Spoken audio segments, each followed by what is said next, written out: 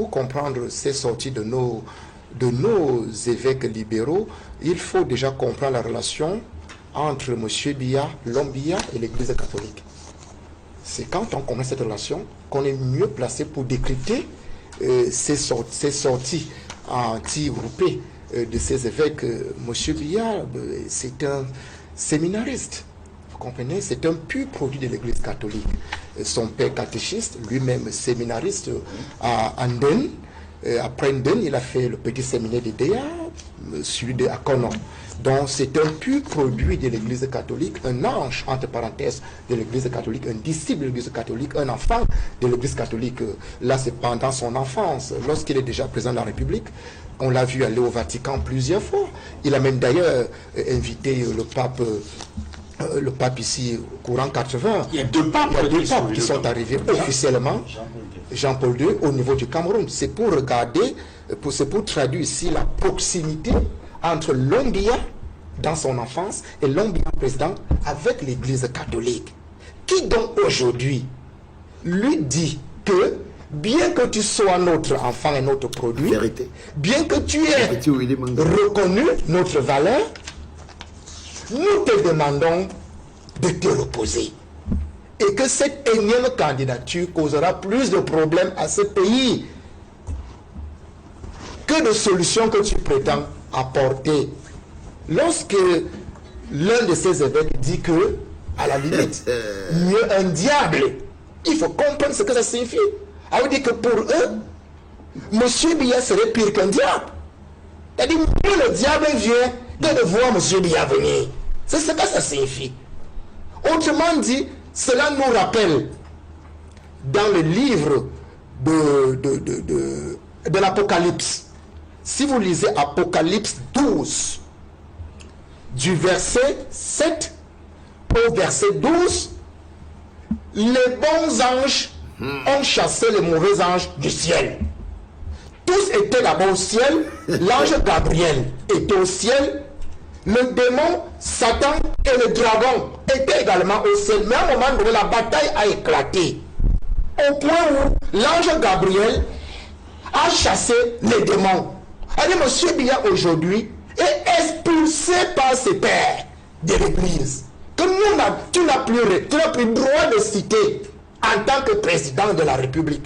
Parce que le mal que les Camerounais subissent aujourd'hui, quand vous avez suivi l'homélie de Monseigneur Emmanuel Abo de Ngaoundéré, il convoque la situation de l'emploi, la sous-employabilité et la misérabilité dans laquelle baigne le peuple camerounais. Il entre dans la peau de ces millions d'enfants pour qui les familles ont pris de la peine à envoyer à l'école. Ils ont des diplômes, mais ils n'ont pas d'emploi. Ils ont une seule assurance, avoir l'assurance de ne pas avoir un emploi.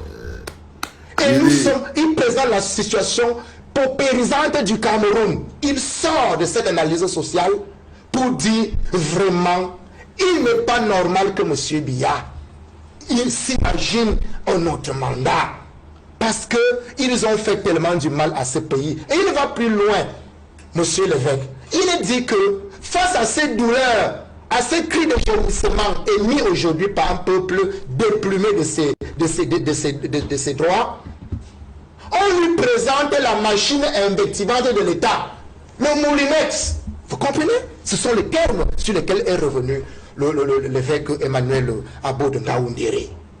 C'est pour dire que là où nous sommes là, toutes les corporations, toutes les communautés, parce qu'il y a quelque chose qu'on retient de Desmond Tutu, qui était archevêque du Cap, il a dit, face aux injustices, quand nous sommes silencieux, ça veut dire que nous avons une complicité. Parce qu'il faut comprendre que le silence, bien sûr, est un atout du pouvoir. Mais un silence excessif, un silence assourdissant, face aux situations d'injustice, ne peut être interprété de deux façons. Soit on est complice, soit on est incapable. Mais l'Église catholique, l'Église qui est au service de tout homme, parmi les trois missions de l'Église, l'Église au service de tout homme, en dehors de la mission d'évangélisation. L'Église au service de tout homme, elle est au service des pauvres que nous sommes aujourd'hui. Elle rappelle donc la nécessité de ne plus admettre un système qui a causé tant de problèmes aux Camerounais et de comprendre leurs souffrances. Donc, le silence là, merci parce que une partie du clergé camerounais, une partie des autorités religieuses, de la communauté catholique, il faut préciser, est sortie. Je les appelle les évêques libéraux. Il faut qu'à côté des évêques libéraux, justement, que les évêques silencieux... Justement, c'est la précision que je voulais que vous puissiez apporter, puisque ce n'est pas toute l'Église catholique au Cameroun, ce sont des évêques parmi tant d'autres qui ont pris ces positions-là. Voilà pourquoi je dis, dans cette dynamique, les évêques silencieux et les évêques soutiens, ceux qui sont en soutien du régime, puisqu'ils sont identifiés, ils doivent comprendre que la dynamique qui est créée doit être une dynamique d'ensemble et qu'il faut sauver. Ça vaut mieux de sauver les 29 millions de personnes qui crient dans la douleur que de sauver les 500 000 personnes qui leur font subir des douleurs que Desmond Tutu avait dénoncé en Afrique du Sud, que l'abbé Henri Grégoire avait dénoncé en France lors de la Révolution française. C'est ce genre d'évêques dont on a besoin. Et pas que l'Église catholique. Les imams. Il faut que les imams entrent dans la même danse. Parce que les imams ont également... C'est plus de 40% de la population camerounaise qui est musulmane. Au moins, vous comprenez? Donc il faut que les imams comprennent aussi cela. Même l'église presbytérienne camerounaise, EPC, ils doivent entrer, il faut comprendre que tout le monde aujourd'hui, ce sont des joueurs taiseux, aux faux complices, au soutien. Nous devons dénoncer, nous devons décrire à haute voix, on doit dissuader M. Biya et ses lieutenants que l'heure a sonné, que c'est l'heure de la rupture. Il faut le dissuader. Il faut le dissuader depuis même son âme. C'est ça le problème, honorable. Non, il faut refléter. Il faut refléter le texte de la nation. Non, vous allez parler. Il faut dissuader M. Biya que cette énième candidature qui se décide fera plus de mal aux Camerounais que ce qu'il a déjà eu à causer à des millions de personnes aujourd'hui. Très bien. Je vais juste préciser. Bonjour les enfants, c'est papa. Ça c'est mon petit Willy Meng. Je vous ai dit qu'après 20 ans de lutte, on fabrique forcément des soldats d'une précision extraordinaire et chirurgicale. L'une de mes fiertés dans mon parcours, si tu me demandes, tu as fabriqué qui tes petits, mes bons petits. Ça c'est mon petit Willy Meng. Ça, c'est mon bon petit Willy Meng. Intelligence, cohérente, énergie, le carburant qui secoue ses veines. Quand il parle, tu sens l'amour du pays. Tu sens l'amour du pays.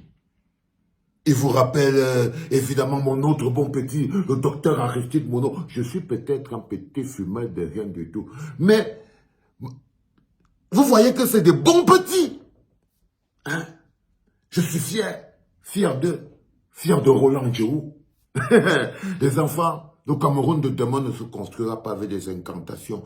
Ce sera avec des soldats et des combattants. Ceux qui comprendront les luttes importantes et qui mèneront ces luttes importantes-là. Dissuader Pomba de ne plus se présenter à l'élection présidentielle. Et l'acte qu'il faut faire pour sauver le Cameroun.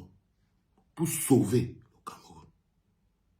Et je ne peux pas vous l'expliquer mieux que vient encore de vous l'expliquer Mr. Willy Meng. Pour que je vous demande de partager et de donner des cœurs. Parce que c'est avec le cœur qu'il parle. C'était papa.